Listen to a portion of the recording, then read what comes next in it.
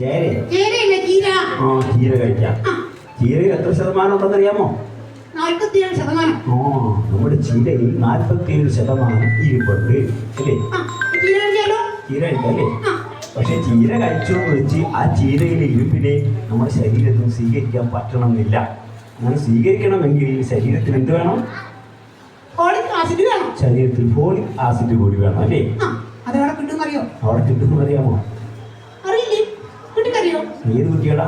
കയ്യിൽ മുട്ടേനെ പിടിച്ചിരിക്കുന്നു. മുട്ടയെ നോക്കിയോ? നല്ല ആരോഗ്യം. ശരി, ഫോളിക് ആസിഡ് അവിടെ കിട്ടും അല്ലേ? അതായത് പുളി രസമുള്ള ഫ്രൂട്ട്സ് ഒക്കെ കഴിക്കില്ലേ നമ്മൾ? പണ്ട് കാലത്തൊക്കെ നമ്മൾ കണ്ണിമാങ്ങ കഴിക്കുമായിരുന്നു അല്ലേ? നെല്ലിക്ക കഴിക്കും. പുളി രസമുള്ള നാടൻ പുളികളൊക്കെ തിന്നുമായിരുന്നു. പണ്ടൊക്കെ സ്കൂളിൽ പഠിക്കുന്ന കുട്ടികളൊക്കെ അതൊക്കെ പറിച്ച് തിന്നും ഇല്ലേ? കാരക്ക അതൊക്കെ തിന്നില്ലേ? അതിൽ നിന്ന് ഫോളിക് ആസിഡ് നമുക്ക് കിട്ടുമായിരുന്നു. പക്ഷെ ഇപ്പോഴത്തെ കുട്ടികൾ അതൊക്കെ കഴിക്കുന്നുണ്ടോ? ആരോടാ? കുറ്റി എടുത്തിരിക്കുന്ന കുട്ടിയോടാ ഇപ്പൊ കഴിക്കാറുണ്ട്. ഇപ്പോഴത്തെ കുട്ടികൾ കണ്ണിമാങ്ങ തിന്നുമോ? ആരെങ്കിലും കുറവാണല്ലേ? പക്ഷെ ഇതൊക്കെ കഴിച്ചാല് നമുക്ക് ഫോളിക് ആസിഡ് കിട്ടും കേട്ടോ. ഇതൊന്നും കഴിക്കാൻ പറ്റിയില്ലെങ്കിലോ ആഴ്ചയിൽ ഒരിക്കൽ 1 ഗ്ലാസ് നാരങ്ങ വെള്ളം നമ്മൾ കുടിക്കണം. അപ്പോൾ നമ്മുടെ ശരീരത്തിന് ആവശ്യത്തിന് ഫോളിക് ആസിഡ് കിട്ടും. കൂടിപ്പോയാൽ പോയിക്കോളും, ശരീരം കളഞ്ഞോളും അല്ലേ? അതേസമയം നമുക്ക് ആവശ്യത്തിനുള്ള ഫോളിക് ആസിഡ് ശരീരം സ്റ്റോക്ക് ചെയ്യും. എന്നിട്ട് നമ്മൾ ചീര കഴിച്ചാൽ ചീരയിലുള്ള ഇരുമ്പിനെ നമ്മുടെ ശരീരം വലിച്ചെടുക്കും.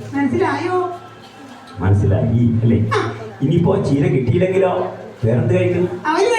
അവല് കഴിക്കാറുണ്ടോ നമ്മൾ? അവല് കഴിക്കാറുണ്ടോ? അവരാണോ ലേസാണോ കഴിക്കുന്നത്? സത്യം പറയൂ. ലേസ് ഒരുപാട് കഴിക്കാറില്ലേ? ഓക്കെ. അവല് കഴിക്കാം. അവലിൽ എത്ര ശതമാനം? 25% കൊണ്ടിട്ട് അവലിൽ അല്ലേ? ഇനിയിപ്പോ ഇത് രണ്ടും പറ്റിയില്ലെങ്കിലോ വേറെന്ത് കഴിക്കും? ഒരു കഷ്ണം ശർക്കര കഴിക്കാം അല്ലേ? ചക്കരാന്ന് കേട്ടില്ല? ചക്കര കരിപ്പെട്ടി എന്ന് പറയും അല്ലേ ചില സ്ഥലത്ത്? അത് കഴിക്കാം അല്ലേ? ആഴ്ചയിൽ ഒരിക്കലെങ്കിലും ഇടയ്ക്ക് നാരങ്ങ വെള്ളം കുടിക്കണം. എനിക്ക് കണ്ണിമാങ്ങയോ നെല്ലിക്കോ ഓറഞ്ചോ അതുകൊണ്ട് സാധനം പുളി രസമുള്ള എന്തെങ്കിലുമൊക്കെ ഫ്രൂട്ട്സ് കഴിച്ചാൽ മതി അല്ലേ? ഓക്കെ. നമസ്കാരം.